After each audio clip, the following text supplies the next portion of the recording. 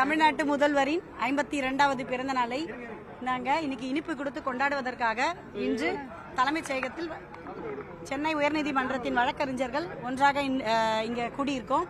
இந்த நாள் ரொம்ப சிறப்பான நாளாக நாங்கள் கொண்டாடுறோம். அதனால எல்லாருக்கும் ஸ்வீட் கொடுத்து கொண்டாடலான்னு வந்திருக்கோம்.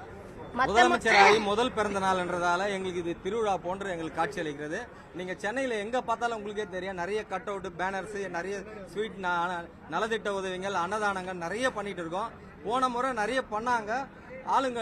போன முறை இருந்த ஆளுங்கட்சி எங்களை வந்து ஒரு அன்னதானம் கூட பண்ண விடல. இந்த முறை எங்க Thalapathy CM Joseph Vijay sir CM ஆனதுலேருந்து நாங்கள் வந்து மக்களுக்கு எங்களால் முடிஞ்சது ஒரு இனிப்போ, எங்களை போன்ற ஒரு ரசிகரோ, எங்களை போன்ற ஒரு தொண்டர்களோ என்ன பண்ணுறாங்க, அங்கங்கே அன்னதானம் பண்ணுறாங்க. இது அன்னதானம் பண்ணும்போது எங்களுக்கு இது ஒரு திருவிழா போல இருக்குது. எங்களுக்கு ஒரு மனதார எங்களுக்கு மகிழ்ச்சியாகவும் இருக்குது சார். எங்களுக்கு மற்ற சிஎம்ஸ்லாம் பார்த்தீங்கன்னா அவங்களோட பிறந்த நாள் வந்து வெளியிடத்துல போய் செலிப்ரேட் பண்ணுறது, வெளியூருக்கு போகிறது, அந்த மாதிரி பண்ணுவாங்க.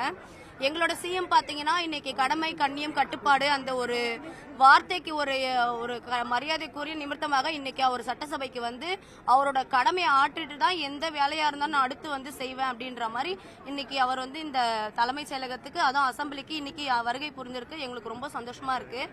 நிர்வாகிங்கன்ற முறையில எங்களுக்கு இன்னமும் ரொம்ப சந்தோஷமா இருக்கு. Once again wish you happy birthday Thalapathy CM. Happy birthday CM sir. Happy birthday CM sir.